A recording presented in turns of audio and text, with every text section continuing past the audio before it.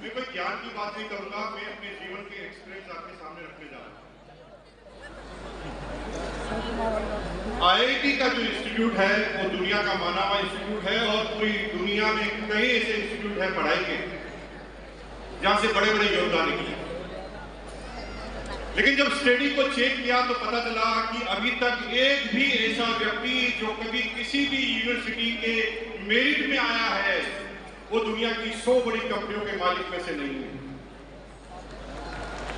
जो मेरिट में आया है वो 100 बड़ी कंपनियों के मालिक में से नहीं है। और मजे की बात है, जो भी मेरिट में आया है उन 100 बड़ी कंपनियों का ही सीईओ। आज हम उसी का विश्लेषण करने जा रहे हैं। इस बिजनेस में मैंने बहुत नजदीक से देखा, बहुत ज्यादा नजदीक से देखा। एक व्यक्ति है, हमारे मित्र हैं, एमपी के डॉक्टर साहब, नाम नहीं बता रहा हूं, थोड़ा गड़बड़ हो सकता है इसे। 16 साल पहले इस बिजनेस में आए थे, 15 साल से रॉयल्टी अचीवर है और इस बात को गर्व से बताते हैं। 15 साल से रॉयल्टी अचीवर है, कभी रॉयल्टी उनकी टूटी नहीं, लेकिन रॉयल्टी से आगे भी कभी गए। पूर्व में जिस कंपनी की डायरेक्ट सेलिंग में गए थे वहां पर उन्होंने सिल्वर का लेवल हासिल किया। जब मैं उनके ड्राइंग रूम में गया तो वहां पर मैंने 1000 किताबें देखी जिनको वो पढ़ चुके हैं, 1000 से ज्यादा टेप देखी जिनको वो सुन चुके हैं। जब मैंने ट्रेनिंग लेना चालू किया तो मैं जिस वर्ड को भूल जाता था वो डॉक्टर साहब पहले ही उसको बता देते, लेकिन वो रॉयल्टी से ऊपर नहीं है। लेकिन एक एग्जाम्पल और देखा, जो बिहार के गांव में पैदा हुए, पढ़ाई से अनपढ़, अभी भी अंगूठा टेक है, हमेशा आईफोन रखते हैं और वो भी सबसे लेटेस्ट वाला। अभी उनके पास आईफोन 15। पढ़ना लिखना नहीं आता, चलाने के लिए असिस्टेंट रखा, और वो इस बिजनेस के रूबी पीएचडी है। इनकम है 3 लाख से 2.5 लाख रुपए पर मंथ। ये क्या हो रहा है? एक आदमी जिसके पास पूरा ज्ञान है वो आगे नहीं बढ़ पा रहा, और एक आदमी के पास ज्ञान है ही नहीं, वो इस बिजनेस का रूबी पीएचडी। हम इस प्रकृति को समझते हैं, इस बिजनेस में ज्ञान से ज्यादा लेना देना किसी और चीज का। एक पेड़ से अमरूद तोड़ने का ज्ञान सभी को है। जब आपकी एज 15-16 साल की थी ना, जब अमरूद के पेड़ के सामने से निकलते थे तो खाने की इच्छा होती थी, लेकिन उस पेड़ पर अमरूद तोड़ने की ताकत नहीं हुआ करती, क्योंकि ज्ञान होने के साथ साथ अगर काम करने का मोटिवेशन नहीं है तो ज्ञान फिर दूसरों के लिए काम आएगा, आपके लिए काम नहीं आएगा।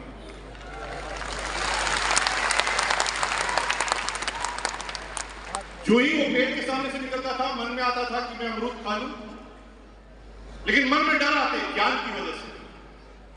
अरे नहीं भाई, मालिक आ गया तो, पकड़ लिया तो, इसने मुझे मार दिया तो, मेरे फादर को बोल दिया तो, और आप इन डर की वजह से उस अमरूद को तोड़ देंगे। लेकिन जब मोटिवेशन होता है, 4 दोस्त जब उस अमरूद के पेड़ के सामने से निकलते हैं, चारों एक दूसरे की शक्ल देखकर ही समझ आते हैं कि चारों क्या सोच रहे हैं।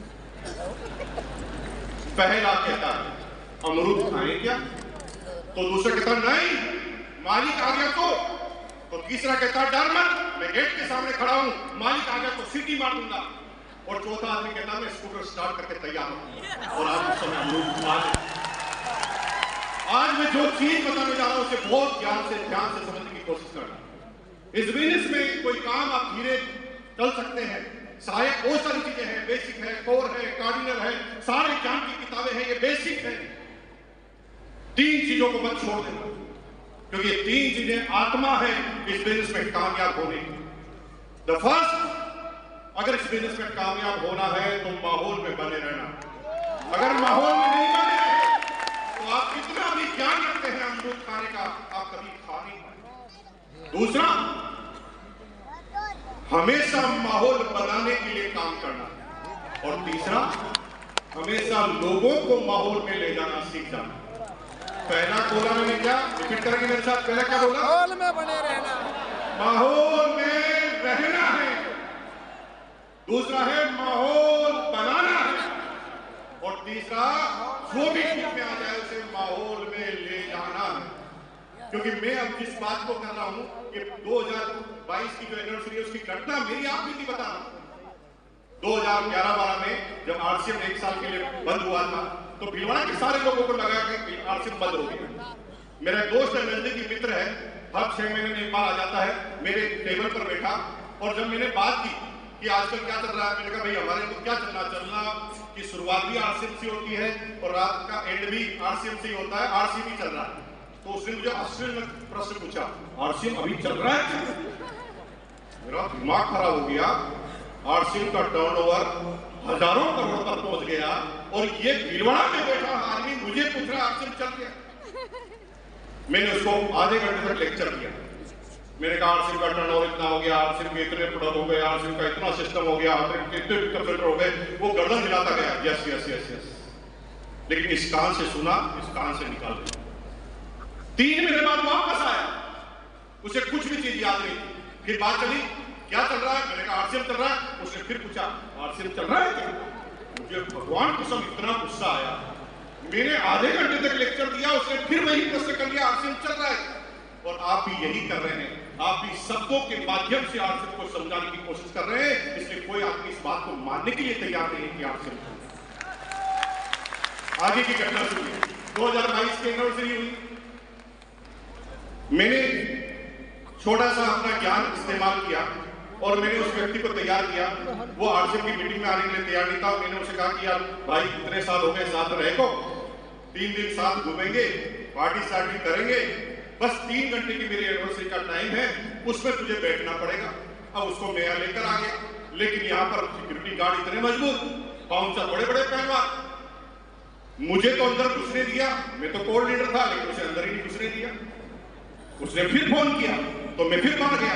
मैंने कहा भाई 3 घंटे की बात है, सिर्फ 3 घंटे, तेरे को मैं बाहर बिठा देता हूं, ऊपर की तरफ बालकनी में बिठा देता हूं, 3 घंटे बाद मैं तुझे रिसीव कर लूं।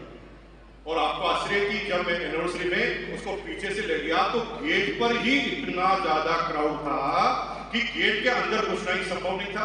मैंने 3 आदमियों को लिया, उसकी पीठ पर हाथ लगाया और लगाया जब वो अंदर घुस गया तो भगवान कसम वो 3 घंटे तक वापस बाहर ही नहीं निकल पाया। निकलना चाहता था, निकल ही नहीं पाया।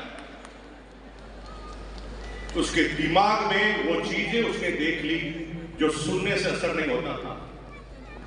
अब वो भीलवाड़ा में मेरे साथ गया, किसी को उसने पूछा कहां गया था, वो कहा आरसीएम की सेमिनार में। तो सामने वाले ने पूछा आरसीएम चल रही है क्या? तो वो इतना चिढ़ गया, उसके ऊपर चल रही है, दिमाग खराब किया, सारा अंदर निकल नहीं पाया, बाहर निकल नहीं पाया, 3 घंटे तक चल रही है। एक बार में बात घुस गई। जिन शब्दों से तुम काम चलाना चाहते हो उन शब्दों से नहीं चलेगा। जब तक माहौल में नहीं रहोगे, जब तक माहौल दिखाओगे नहीं और जब तक माहौल बनाओगे नहीं, तब तक आप कामयाब होने वाले नहीं। और अगर इस काम को आपने कर लिया तो दुनिया की कोई ताकत तुम्हें नाकामयाब कर ही नहीं सकती। माहौल बनाना आता है क्या? माहौल बनाना आता है क्या? भाई पीसीजी ने कहा गुरुकुल, आप माहौल में रहोगे, सीखोगे। पीसीजी ने कहा कि वृक्ष जो पौधारोपण का कार्यक्रम करना है उससे फिर माहौल बनेगा। आप सेमिनार में आओगे, फिर माहौल बनेगा। लोगों के साथ माहौल बनाओगे, रहोगे और माहौल में लोगों को ले जाओगे तो कोई नाकामयाब हो नहीं सकता। हम सिर्फ ये जानना चाहते हैं कि माहौल बनाना आपको आता है कि नहीं आता।